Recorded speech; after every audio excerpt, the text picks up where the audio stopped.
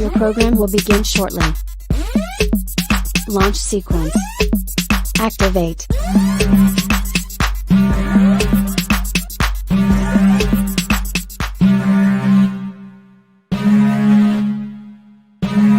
Warning, the following content is not politically correct. Viewer discretion is advised.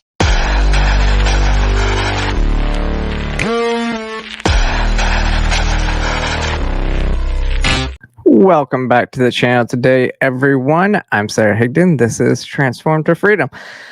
It's been an interesting 2 weeks because I wasn't here last week, right? So we'll talk a little bit about what I was doing here in a little bit. I think I got that on here.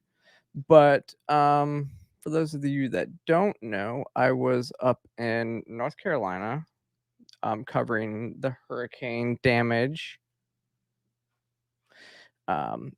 from Hurricane, was it Helene? That damaged the Asheville area. That went up through Florida, skirted the Georgia coast, and hit the Asheville area. Went up there, saw the damage, saw what was happening on ground. I went on a search for FEMA. I couldn't find them. But I do have an article coming out about that pretty soon. I also have a video that I posted on all my social media. So if you looked at my YouTube last week, you could see there was a video. It was really just an interview that I did with one of the people on ground there. What was happening at the local, it was actually at the local Harley dealership. It's where that's what they were calling Fob Savage. And so basically some organizations started operating out of this area in Swannanoa to send, basically using helicopters to move up into the mountains, find people that were remote, because this was a different type of storm. This was a different type of devastation than most people see. Like, I couldn't just drive around and see a ton of the devastation because most of it was up in the mountains. Because the way that it's set up, there's basically two rivers. So those two rivers, when the hurricane came through, and see, this is the thing, is there was rain. So it rained for like 2 days prior to the hurricane even moving in. So everything was already moist and soft and the water levels were high. And then the hurricane came in and just dumped a ton of rain over top of it. And I mean, that hurricane shot through Georgia pretty quickly. Like, it was over Atlanta for maybe 2 hours, and then it hit us at 6 a.m. By 11 a.m. we had sunshine. And so when it moved in, but those rivers, if you were in any low-lying area on those rivers, it took water and just pushed water through funneled it through those areas and just started wreaking havoc on everything that was there. And I forget what it is, because I've seen water, like moving water, like a foot of moving water can move like 10,000 pounds or something. I don't know exactly what the data is, but I've literally seen an up-armored Humvee that in like 2-3 feet of water, maybe up to like the bottom of the up armored part, that water start to move that Humvee sideways because of how strong it is. Like, water can move stuff, can move things pretty easily. So when it comes through, and it's just going to take everything with it. That's why flooding is so dangerous. But so a lot of these roads are washed out, and so you can't just drive up there. And most of the damage you can only see by helicopter. But then even via helicopter, you still have tree coverage, so you can't really see the full extent of the devastation up there. You have to get up there, get people on ground. And it was really interesting. I've kind of felt like I was back in my past life as a military logistics officer, because I'm watching them run operations the same way we used to run operations. Now, most of these people are former Green Berets and have done this type of stuff, but that's what they were kind of doing. They were sending people who are retired Green Berets and then into the mountains, dropping them off, and then they would live out of their backpack for a couple of days and go find people. And then what they would do is they would send the civilian helicopters up there with generators and Starlink systems, as well as nowhere to supply people with food, water, all that stuff. And so they were doing this great service, and all of it was civilian. The only time I saw FEMA was actually at that location. They came, they walked up to check everything out, and it was a FEMA from California, which was really interesting to me too. And then but it was 2 FEMA agents and 2 ATF agents. And it really confused me why there would be 2 ATF agents with them. But you know, with 2 ATF, I guess the 2 ATF agents were there because, well, one, there's a lot of aircraft fuel. They don't want militias and stuff up there, and so they were worried about that type of thing, but they were just checking on the operation.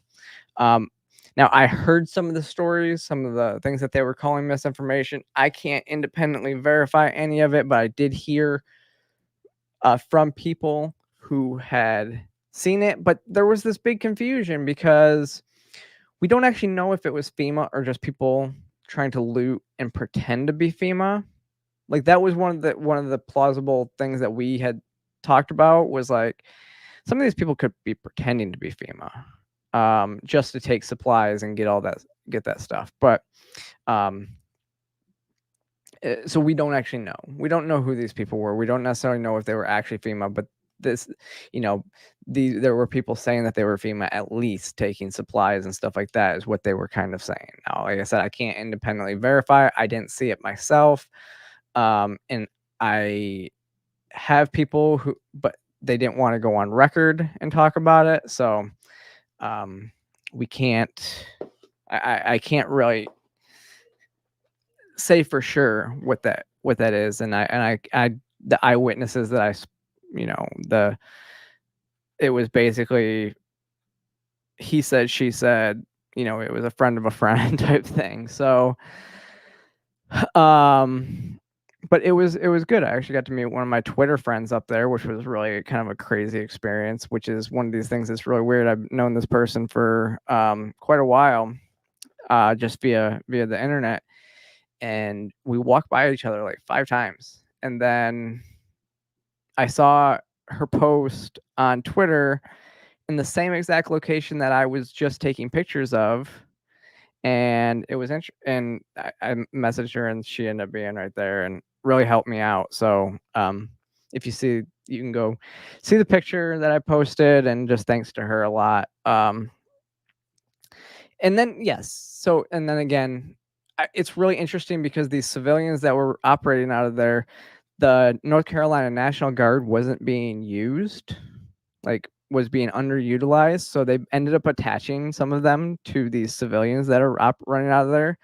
Also had a Black Hawk come in that had actually active duty Green Berets on it, to link up with the former Green Berets. But I mean, this is group stuff, so this is what they kind of do. They all know each other anyways, but they all link up. And there were some conversations. There were some conversations I wasn't privy to as well. So, but it seemed like they were there. That's where the coordination was starting to happen. It wasn't the government. The government wasn't doing a whole lot. Honestly, I'm a minarchist, and I believe that we need to have we need to have a military to protect our borders, and just our borders. And this is the type of situation that would call for military people who know how to, traverse terrain in the mountains. I mean, we did it in Afghanistan for 20 plus years. And they know how to do this. They're uniquely skilled to do this. FEMA, if they want to be relevant, they need to actually do what we did in the mountains. They need to actually train as if they are Green Berets, but they're not going to. Even the 82nd and 101st Airborne Division would be uniquely skilled to do this operation. I was in both units. We could easily, I looked at that situation, go, we've done this, I've done this, we've done this before, I've done this in Afghanistan. Like, these are the types of things that we should be doing. You know, these infantry units like that can do it.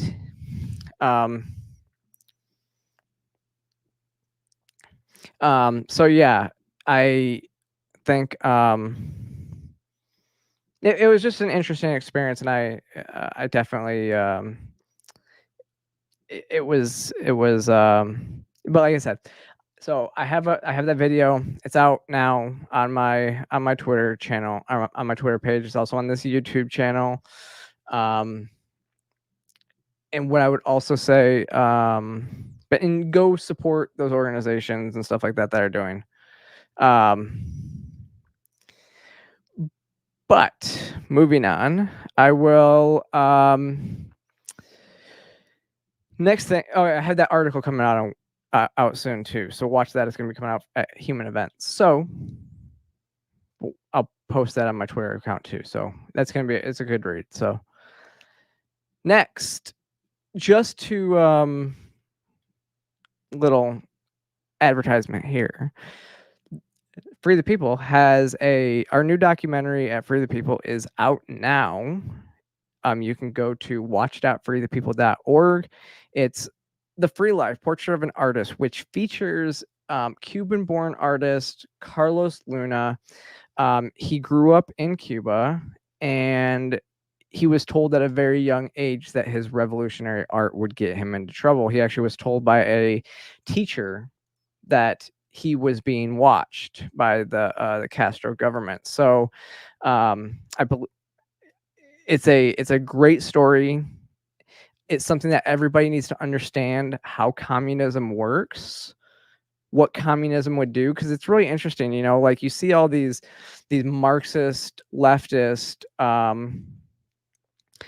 who would claim that, you know, they would be able to do what they wanted. They could be artists. They could do all this stuff if we just had this, you know, utopic Marxist society. Carlos's story tells why that is not the case, and why that, how it really happens inside of a communist country like Cuba. So definitely go watch it. I'll play it here. Go watch the trailer. You can watch the full trailer at on our Twitter account as well. But yeah, go watch it at freethepeople.org. Watch.freethepeople.org. I left Cuba in my bonds. This is the idea. Oh man.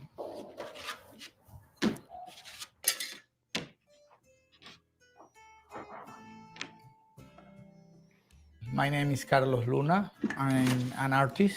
I born in Cuba in 1969. The revolution is in 1959.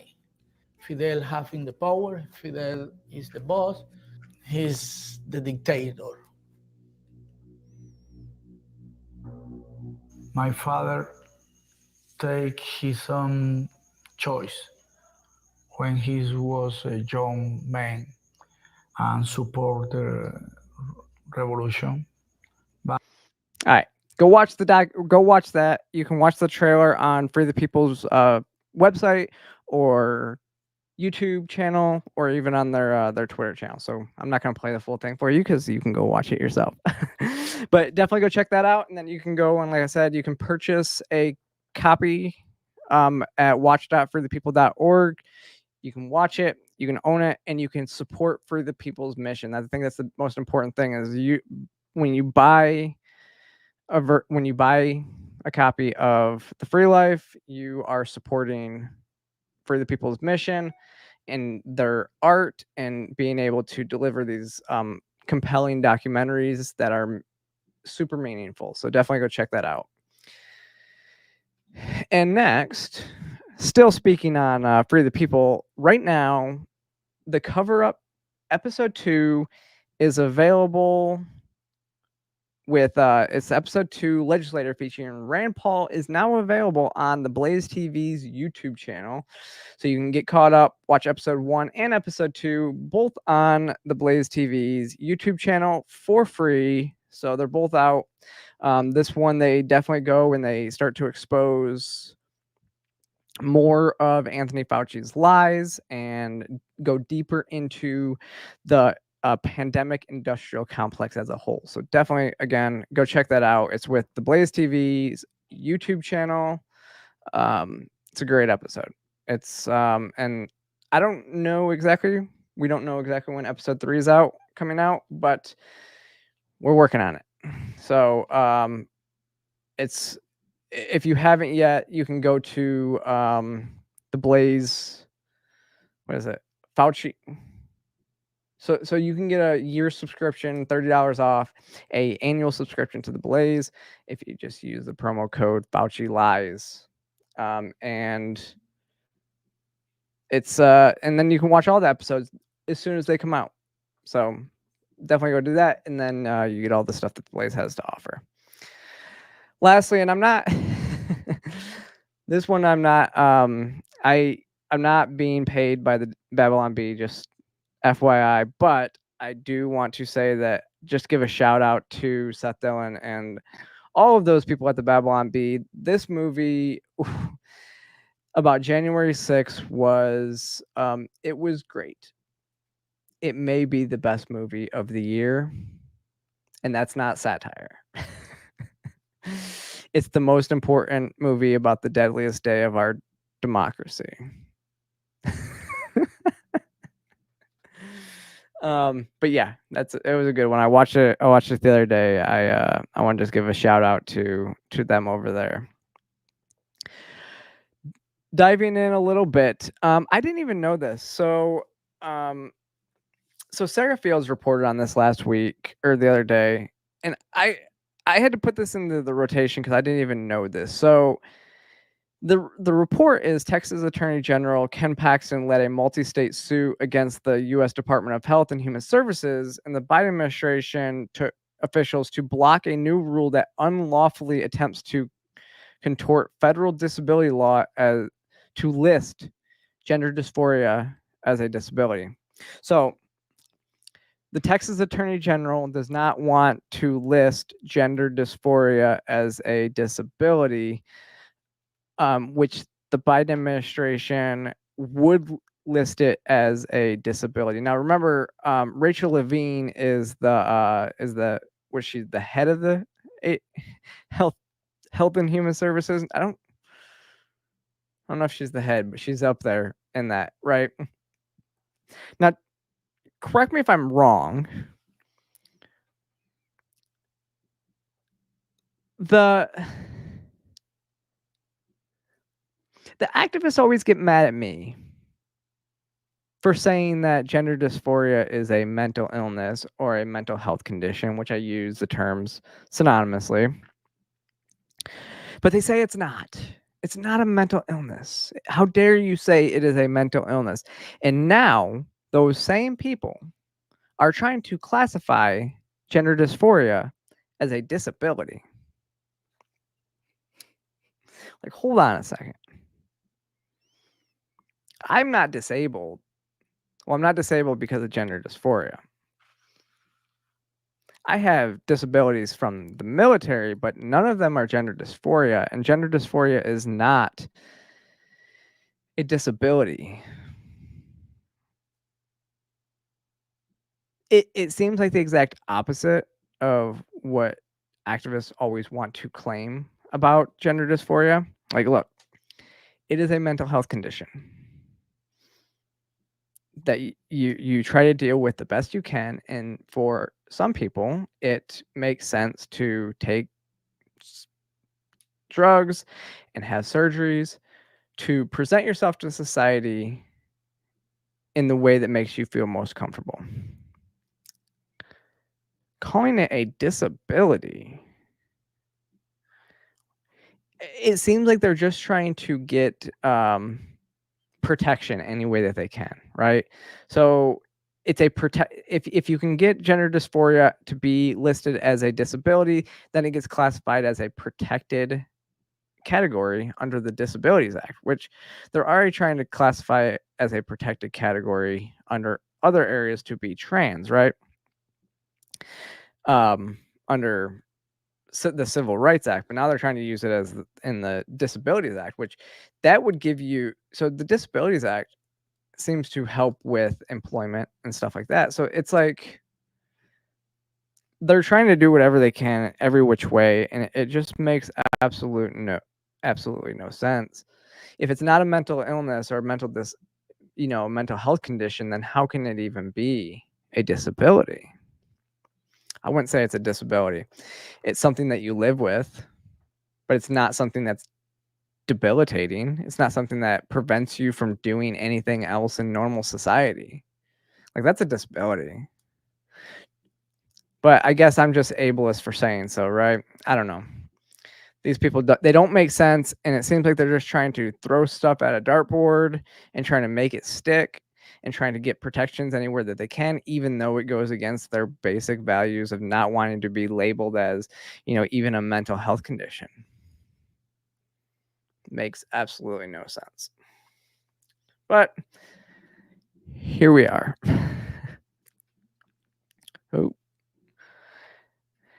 And we are going to go step forward.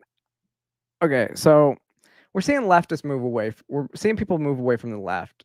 It's interesting because every year after year after year, we see more and more people walking away from the left. Now, I don't necessarily know if I would say that Anna Kasparian from the Young Turks actually left the left per se. If anything, I would say that she's definitely woken up to how the left behaves and what the left does. But at the same time, I still think that she holds a lot of those same leftist values. But this is just how far that the left has actually gone. Like, we always kind of say, I hear it all the time with people that I know, like Ariel Scarcella and a lot of other people like Christina Buttons, Colin Wright, the list goes on and on of people that I'm friends with, that they basically would say, I didn't change my values. I didn't leave the left. The left left me. So as the left moves to be more and more extreme, they tend to start eating their own. And Anna is just, and we've talked about Brianna Wu on here as well, who I have a decent relationship with as well. We've talked about a lot of these people, but Anna is kind of the latest and probably the furthest left leaning person that has come out and spoken against, wokeism and how this is. And it's a lot of these bigger name people are starting to speak out. If you haven't watched this interview, and actually, so it's interesting because you have Anna Kasparian, and then you have she's speaking with Jillian Michaels, who also is like one of these people that, like, she's part of the the Make America Healthy Again unity group, but she's still like a leftist. She had Matt Walsh on her show, and they debated over. They had a civil debate over gay marriage and gay adoption and everything like that, and it was actually a pretty good episode. So, but definitely go watch the full episode. I watched both of them last week. Really good stuff. And so this is Anna Kasparian saying what woke her up. In 2022, it was around March. I was walking my dog. It was not quite dark yet, but the sun was setting.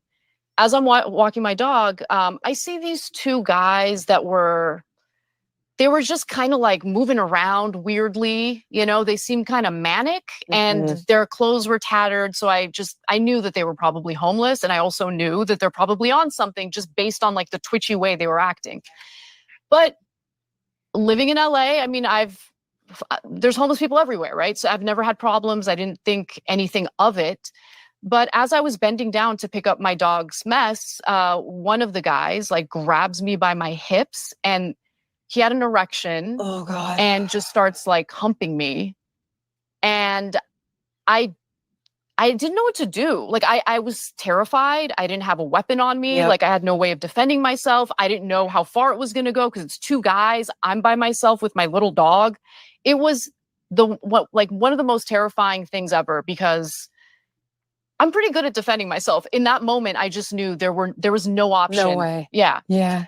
And luckily, he stopped and they just laughed at me and walked away as they were laughing at me. And so there was the fear and then the humiliation and weirdly shame. Like I felt ashamed for some reason. And it was awful. And it was really taking a toll on my mental health because I have to walk my dog, right? So at least 2 or 3 times a day, I'm going outside kind of scared.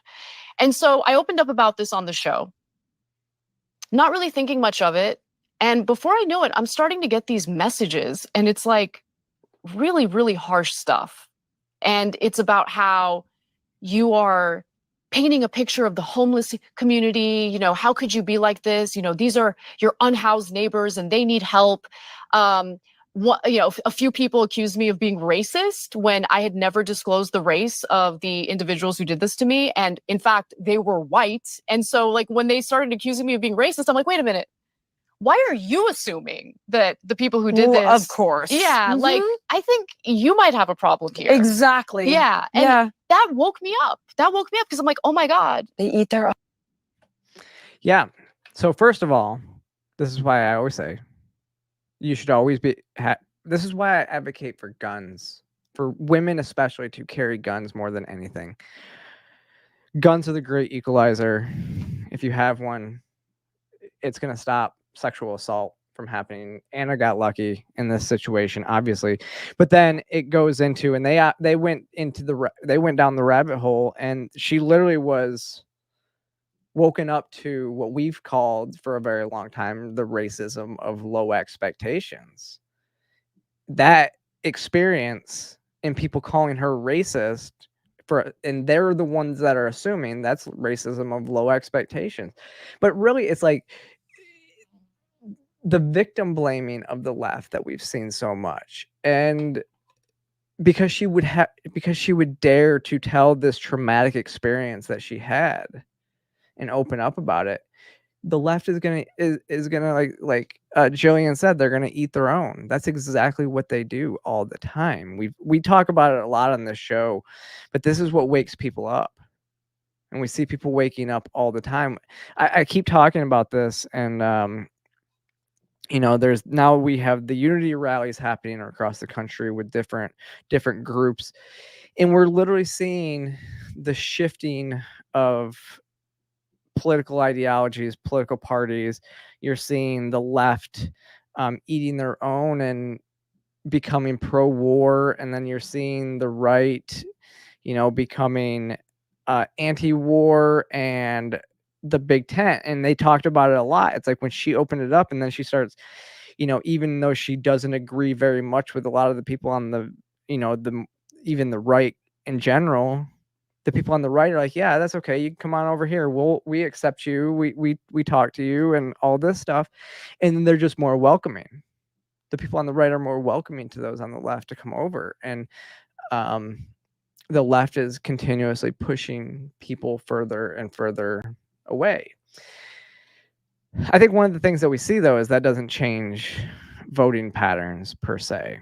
I think that's where a lot of people will say that they're coming to the right, but then they will still continue to vote on the left. But definitely go watch that. It was a great episode. I've never really watched the Young Turks. I've been watching Anna from afar, kind of just via Twitter, and watching her stances change over the last few months. I had seen a few things from them, but I don't watch the Young Turks like regularly. But she's moving over, and she's waking up. And even if we don't agree on a ton of things, I think it's important that you welcome these people, and then you can have civilized conversations. And Jillian Michael said that she was inspired by Anna going on Ben Shapiro's show, and that's why she actually had Matt Walsh on.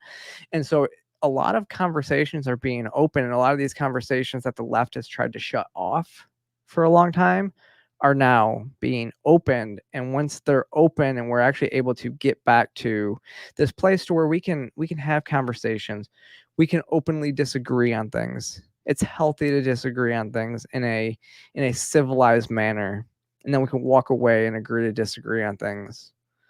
I think that's a good thing. it's kind of the way that we used to be, where you could go to, if I say I'm supporting Trump, somebody's on the left isn't going to just like beat me over the head because I'm supporting Trump. It's like, I can tell you why I'm supporting Trump, and then we can agree to disagree. And that's the way that most people used to be.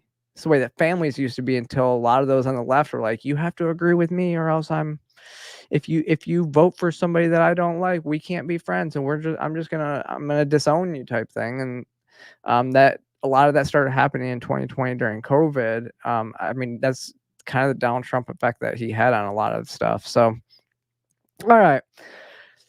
If you didn't see yesterday, I wanted to talk about SpaceX for a second. Again, SpaceX, as a libertarian, SpaceX, yes, they do receive a lot of, I believe they receive a lot of government subsidies. But here's the thing.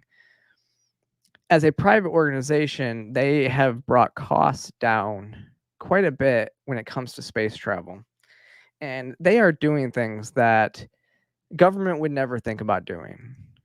See, this is the thing about innovation, is government doesn't innovate. They try to maintain the status quo, whereas it takes extreme thinkers like Elon Musk to go outside the box. We've seen this all throughout our history, is government tends to over-regulate to suppress new ideas. And so it really takes somebody with a lot of, a lot of fortitude to go through a lot of those regulations and do something. So this was history. They launched and this is the next step to Mars, right? So they launched the booster, or they launched it, and then the tower catches the booster. And apparently, so Elon Musk actually had posted that once the booster is back on there, it's set up to be ready to send another rocket into space within an hour. I mean, that's nuts if you think about it. It's supposed to be able to shoot a rocket into space, come back, grab another rocket, shoot it into space. That's how you do interplanetary travel. So check this out, though. This is cool. Landing burn has been ignited. We're now down to 3 Raptor engines. We can see those chopsticks now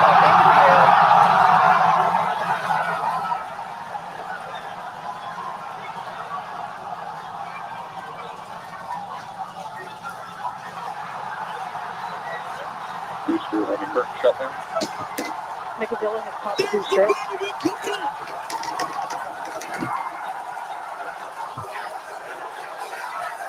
This is absolutely insane.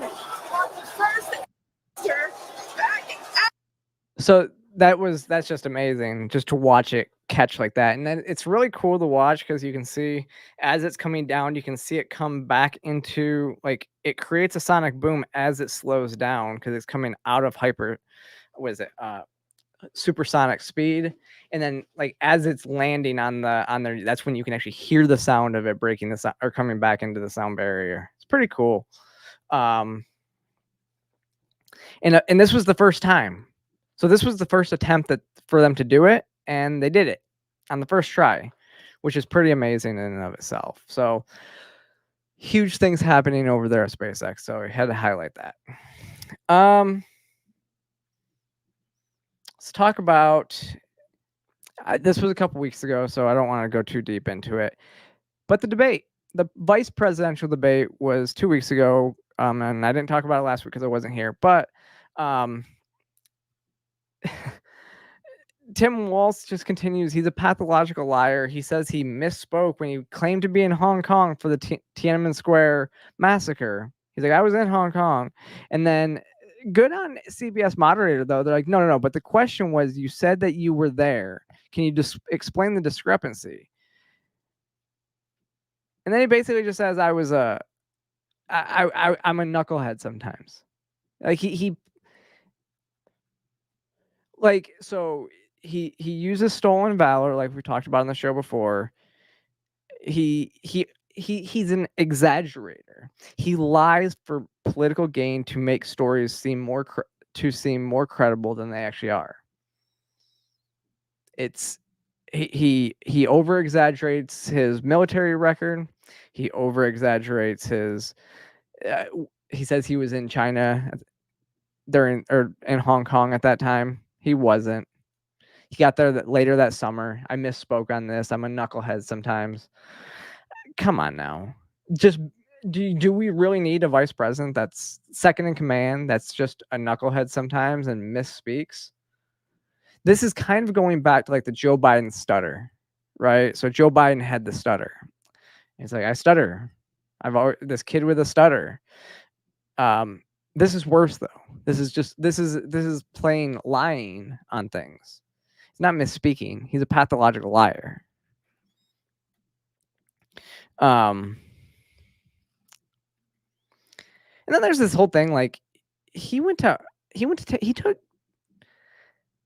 a lot of trips to China in his days, which really makes you start to wonder, like, he has a fascination with China, and do we really need a vice president that's that connected and tied in with that much of a fascination with China? I don't think so.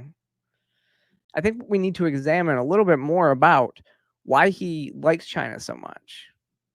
Is he a, Mao Zedong communist?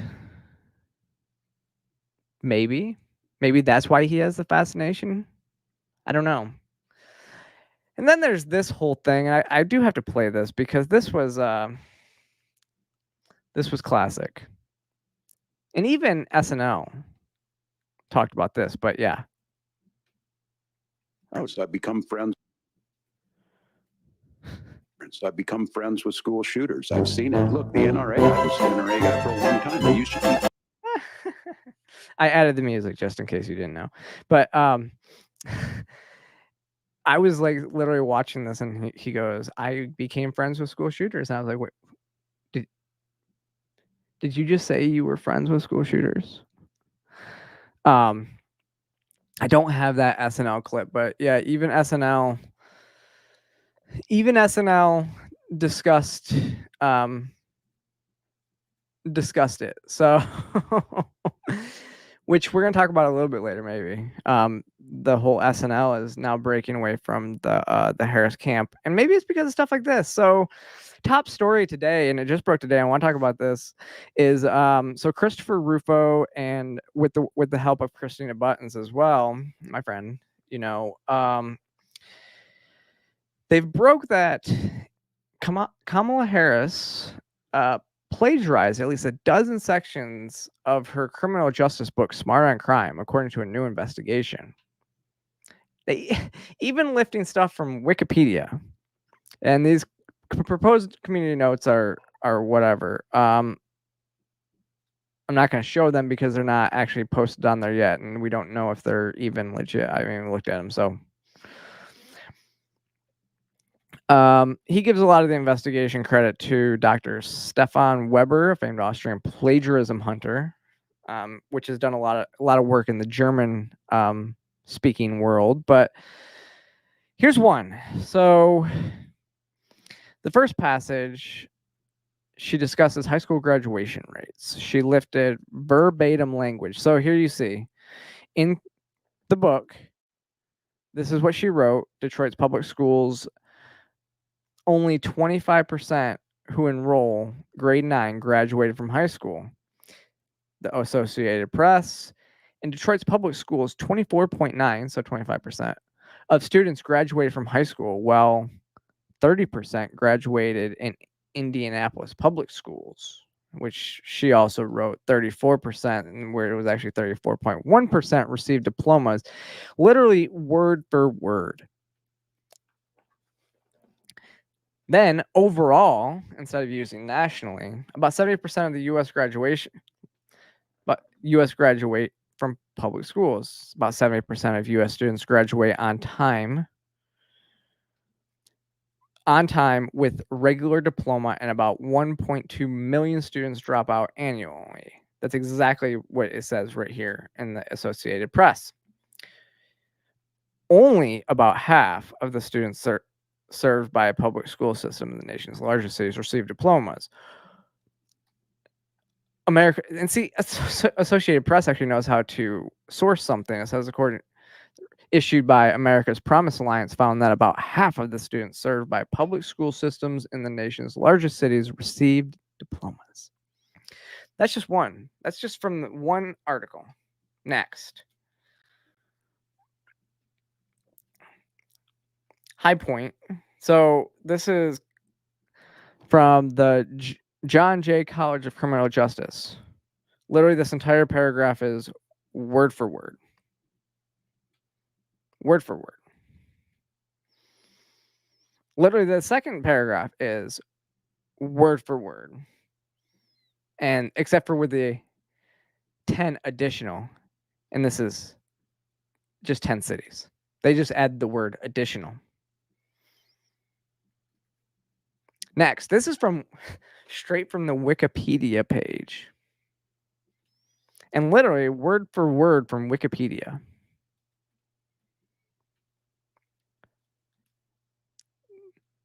There's a little bit of a change in here, but it's about the same. I mean, it basically says the same thing. And then more word for word stuff. The Bureau of Justice Assistance. All of these things you can see, they all are the same words in the same areas talking about the same thing. Urban Institute, just in different orders. And so you can go to ChristopherRufo.com to see the whole, the full story. And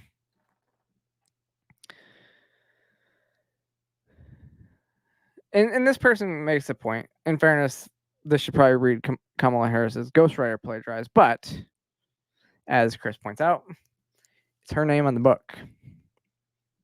At the end of the day, she put her name on the cover, and this should be, if you use a ghostwriter to write publications, write your stuff, man, you better trust them, or you better proofread what they say and make sure, and then make sure that they're not plagiarizing. This should really just be like, hey, this should really say, don't use ghostwriters because they can screw you over.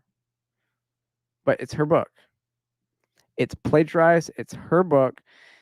And I mean, her ghostwriter's not getting credit, but the ghostwriter's not getting credit for the book.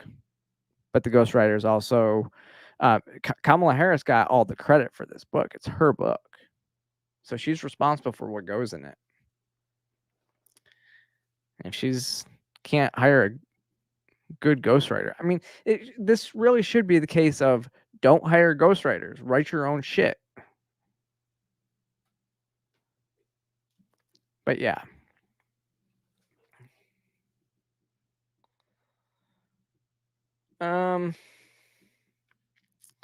We already kind of talked a little bit about this at the beginning of the episode. You know, Elon Musk slamming the delays of Starlink systems in North Carolina. And I actually went up there. I met Elon's engineer that was out there. He's actually in that video that I posted real quick. And yeah, I mean, the government, there was a whole thing where there was some discrepancy whether the FAA was closing down civilian flights out to these remote areas. And I will say something. So Kamala Harris did not go out to visit the victims of the tragedy of the hurricane in North Carolina. Her photo op was taken in Charlotte, North Carolina. Now, I was going up there. I went up there on Saturday. I heard that she was going to be up there on Saturday. And I wasn't going up there to, cover her event, her being there. I was going out. I had a plan. I had a little bit of a plan when I was going up there. I was actually hoping that she didn't go. And there's two sides to this coin. She's trying to play it off like she went up to North Carolina to see who was affected by the hurricane, but she didn't.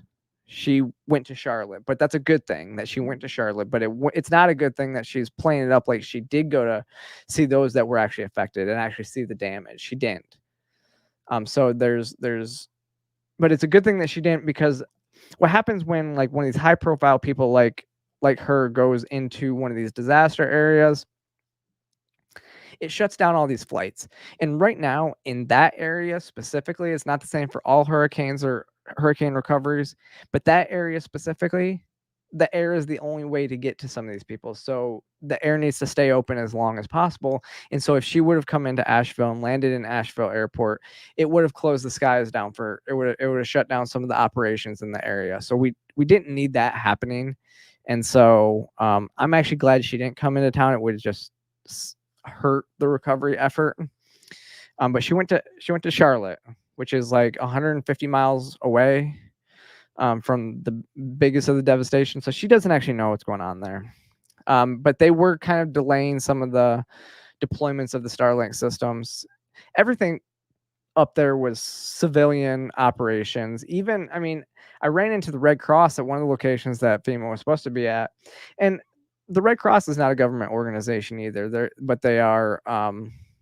one of our biggest government response organizations. But they don't receive any federal money. It's all it's all donations. So even them would be it would be a private organization. And then there was the big thing where the Biden-Harris administration only offered victims of the devastation of the hurricanes $750. Now there's a lot of miscommunication. There was some, I guess we'll call it misinformation about this. Yes, they offered $750 in immediate relief aid. So what's that? You apply for assistance, and then $750 gets immediately added, so you can go buy groceries, you can go buy milk, like, because you're not gonna be working right now, so you're gonna do this. And then they will also, I believe that there is disaster recovery stuff to help with houses and where you can stay. But like, I've talked to people in other hurricane situations. They'll put you in a FEMA trailer for years on end, and you'll never be able to move into your house. And so you get put into a FEMA trailer. So you're going to live out of a trailer for a while. It's not an ideal situation at all. And they're kind of gross and disgusting from what I've heard, and they're small. And so that's kind of what they offer while, you're repairing your house and it takes forever to get some of this stuff. Now, apparently the $750 goes into your bank account that same day. We did hear reports of people applying for assistance and then being denied. And actually, when I was told is the only way to get FEMA to find FEMA when you're out there is to apply for this assistance, and then they'll show up at your door. But here's the problem.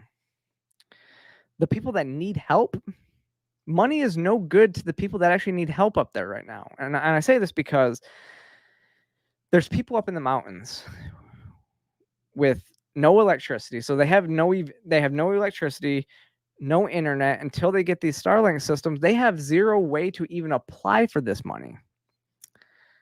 And then once they do apply for this money, grocery stores aren't open. The places that you need to buy stuff from are not open. Your money, the only way that they are getting food and all this other stuff is through organizations and through people's donations. I think the quote that I've been using a lot, and I kind of came up with it as I was talking to somebody the other day, is in reality, money is useless to the people that need help. But it's invaluable to the people that are providing the assistance. And I say this because these helicopters flying out there require gas. And also the people that are trying to help, they could use the money to then buy goods, like buy all the food, water, everything like that in different areas where it's available. And then they're trucking it in. And then those people are using the gas money to then send it into the mountains to the people that don't actually money is no good to them because they can't spend it anywhere. Like, they can't spend this money anywhere. They need people that are on the ground providing them as food, water, shelter. That's what they need. So, I mean, the whole thing that they were only providing $750 may have been misinformation, but $750 doesn't do jack for people that need help, like actually need help, because nothing's open. Like, you can't go to a store or a restaurant and just buy something. Nothing's open. So what's the point of it? You could be up there running operations and giving out food and water, but you're not. It's the civilians, and that's the way it really is. I mean, the whole thing makes the case for voluntarism 100%. It's the volunteers that are supporting the people. You know, in disaster and crisis situations, the people stand up and they come together, regardless of politics. That was what I saw that was really interesting in Asheville. And so Asheville City proper, they didn't lose power like at all, is what they told me, because it sits on the top of a hill. It sits on a big hill. And so people, though, were calling, and a bunch of volunteers set up a wellness checks program to go check on people to make sure that they were okay, that family members were concerned about them. But to set that up, and they would have volunteers come and meet at the Register of Deeds, and then they would go out and disperse and go check on people, and it was all volunteer. The only basically the Register of Deeds person opened up the office for these volunteers to run this operation out of. He was there, but he was like the only person that was there that actually worked in the office. It's all volunteers, and they came together. And then you have, then we move on to Hurricane Milton, which thankfully it did not hit like we thought it was going to. It was looking like it was going to be a Cat 5, Cat 4 hurricane when it was moving up to the coast, which would have been just absolutely devastating. I think it was a 3 as soon as it was about to make landfall, and as soon as it made landfall, it just kind of dissipated, which... Now, the biggest damage that they got from this was all those tornadoes. But then here we go with the government again. Kamala Harris goes on TV and says they reached out to Governor DeSantis and he wouldn't take her calls. And basically trying to claim that he is playing some political game with her. Then he comes out and says, I talked to the president already. Kamala Harris is not anywhere in this chain of command. You are not the president. He talked to Joe Biden. And this is it's really interesting because to watch Kamala Harris, Joe Biden has kind of been undercutting her quite a bit lately. And it's kind of funny to watch because she's been like kind of throwing him under the bus to be like, hey, I'm going to change this and change that. And it really, even though she's been part of the administration, she's basically claiming that she's not been able to get anything, like she's not been in charge. So she can't do what she actually wants to do, which, and so all of this, she can't run on Joe Biden's record. But I will disclaimer that and then say where she was on TV and said there was nothing about his administration that she was changed. So she just basically claimed his record as her own last weekend. But listen to this. Reporting Governor DeSantis is ignoring your calls on hurricanes, resources, and help. How does that hurt the situation here? Moments of crisis, if nothing else, should really be the moment that anyone who calls themselves a leader says they're going to put politics aside and put the people first. People are in desperate need of support right now, and playing political games with this moment in these crisis situations. So she's the one playing political games. Emergency situations is just utterly irresponsible, and it is selfish, and it is about political gamesmanship instead of doing the job that you took an oath to do, which is to put the people first. My focus has not been on dealing with Kamala Harris. I saw the news report. I didn't know she tried to contact me, but I'd also say it's not about you, Kamala. Right. It's about the people of Florida. My focus is exactly where it should be. And I can tell you this, she has never called on any of the storms we've had since she's been vice president until apparently now. Why all of a sudden is she trying to parachute in and inject herself when she's never shown any interest in the past? We know it's because of politics. We know it's because of her campaign. I have zero time to entertain these political games. You know, it's interesting. Harris is not even in the chain of command. Yeah, what she is has she even no doing? role in this. I mean, the idea that I should be like worrying about her when I'm focused on the task at hand is just, quite frankly, absurd. So The governor of Florida has been cooperative. He said he's gotten all that he needs. I talked to him again yesterday, and I said, no, you're doing a great job. It's all being done well. We thank you for it. And I literally gave my personal phone number to call. I mean, that's DeSantis nailed it. She's the one playing political games. She's the one doing political gamesmanship. She wants to interject herself into this right now because she thinks that she's the president. And so just like when Joe Biden puts on that Trump hat at a rally a few months ago, he knew what that was going to do. I think he's smarter than what he appears right now. He's got a little bit more wit and a little bit more sass to him. And there's been rumors that he's not very happy with the way that the political elite did him dirty. And so he goes out there a couple of days after Kamala says that the governor of Florida is, playing political games. And then Joe Biden says, no, I told the governor of Florida, no, he's doing a great job. And we talked yesterday and he's got my personal phone number and we are working great together.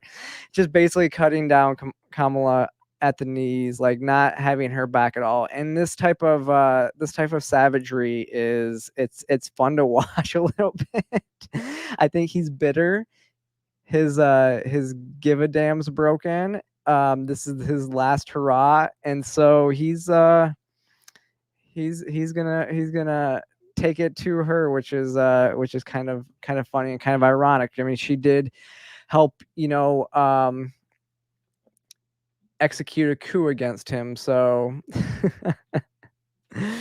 the shade war between them is heating up. And then it's not even just heating up between them either. I mean, I was talking a little bit earlier about SNL. There was they took a shot at her already for being a drunk. So she was I don't have the video up here, but she was her and her husband were watching the debate, the vice presidential debate, like, oh, he's not going to say anything stupid. And then they actually have him say that he was friends with school shooters. And she said that, she thinks that, the Cabernet was a wrong choice and that she should have gone with Josh. And then she pulls out a bottle of Josh red wine. It was great. And then they're making fun of her, basically her answers to questions when they say, well, what would you do for the economy? And then she says, well, I was raised in a middle-class family. So that is her answer. That's her diversion to then slip these questions. Like she'll slip out of these questions because she doesn't have an answer. I mean, they're SNL's when now that they've seemingly realized that they were losing viewers because they were going too hard for the left. But if you want to talk about neocons and just how bad these people are, why I hate Lindsey Graham is all you have to do is listen to this. They're literally talking about the destruction in his state of South Carolina from the hurricanes. And here's what he has to say. You can thank Donald Trump and Elon Musk for that. I've been going all over South Carolina like most people. I hadn't slept much. But look what's going on in Israel. Our friends in Israel surrounded by people that want to kill them, destroy them, a second Holocaust in the making. And Biden says, be proportional. What is the proportional response to people who want to kill you and your family? Gosh. They're running out of ammunition in Israel. We have to help our friends to keep the war over there from coming here. They're willing to. You can thank Donald Trump and Elon Musk. He literally went on Hannity to talk about the hurricane that's affected his state, and he makes it about Israel. He makes it about Israel. Like, who does that? Only somebody that wants to go to war. Only a war hawk who wants to go to war, who is not America first. He doesn't think that America. His first priority is not America. His first priority is his wallet, which he gets money by the military-industrial complex. But he's getting his wish, if you didn't know, because we are now putting boots on ground in Israel to operate an advanced missile system in Israel, which, here we go. We are now involved with boots on ground, our soldiers in harm's way for Israel. We should not be involved in any way supporting any other country's wars. All of our soldiers need to be brought home, not sent into combat zones, which now Israel has basically become. This is the escalation that we need to de-escalate. We need an anti-war candidate in office to de-escalate the situations overseas. This is infuriating to me that we're sending our soldiers over there to fight for another country's wars again. Infuriating. So, last story of the night. Yeah, furthermore, ASMR. It's infuriating.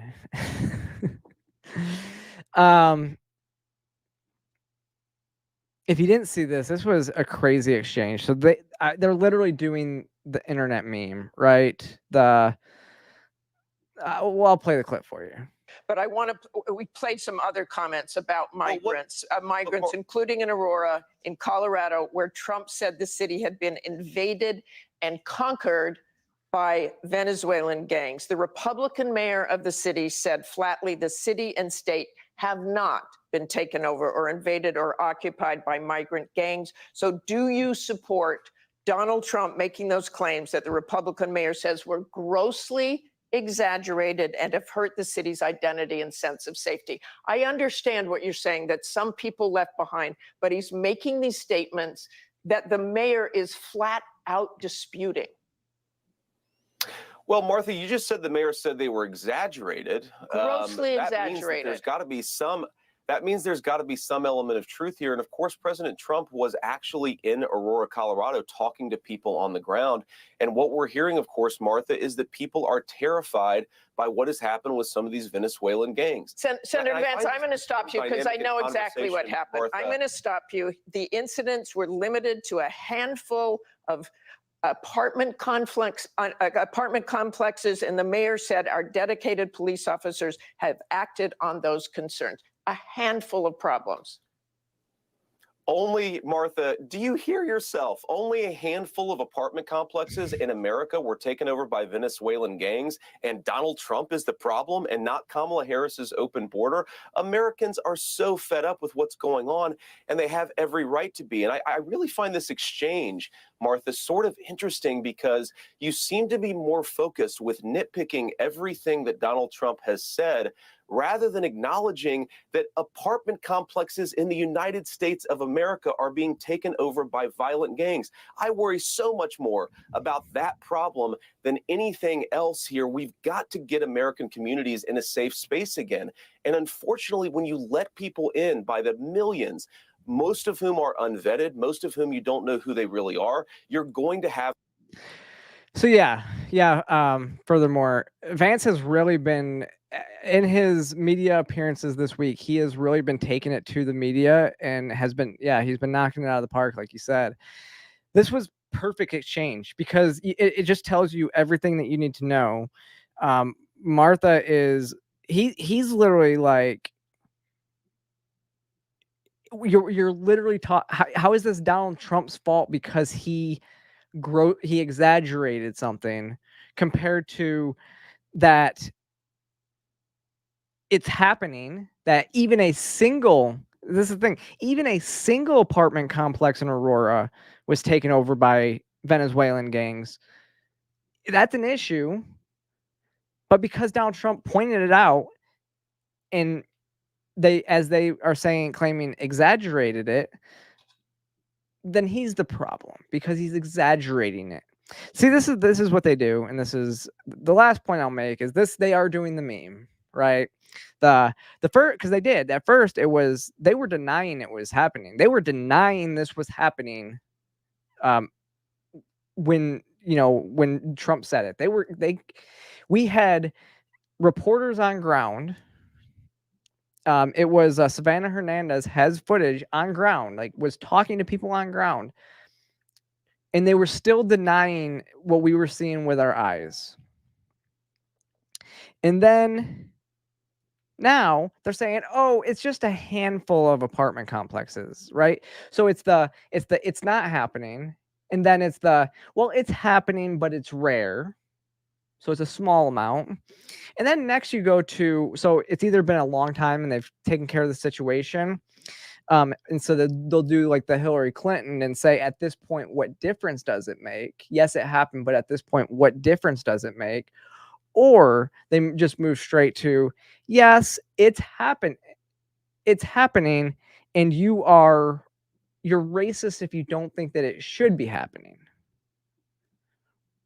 So just like that's the way it goes, right? You're a bigot if you think that it shouldn't be happening. So now you're a bigot because you think that they shouldn't be allowed to do this. You're racist. It's the same thing they do with everything. It's like the trans surgeries, right? It's not happening. Kids are not having surgery. Minors are not having surgery, and then it's it's happening, but it's rare. Very few minors have get surgery, and then it's yes, it's happening, but here's why that's a good thing. And then it's you're a bigot if you don't think that kids should be getting sex changes. It's the same pattern that they always run in. So yeah, a handful of mostly peaceful takeovers. That's what they do. That's how they run it, right? But all right, y'all. It's been fun. It's been a show, and it's good to be back. Yeah, obviously I wasn't here last week, but I was doing some great stuff. So go watch my video that I put out last Monday to see, what I did up there. And then I have an article coming out about that too. And yeah, if you've made it this far, make sure you go, if you haven't yet, click that like and subscribe button. Follow me across all social media platforms, and I will see you next time.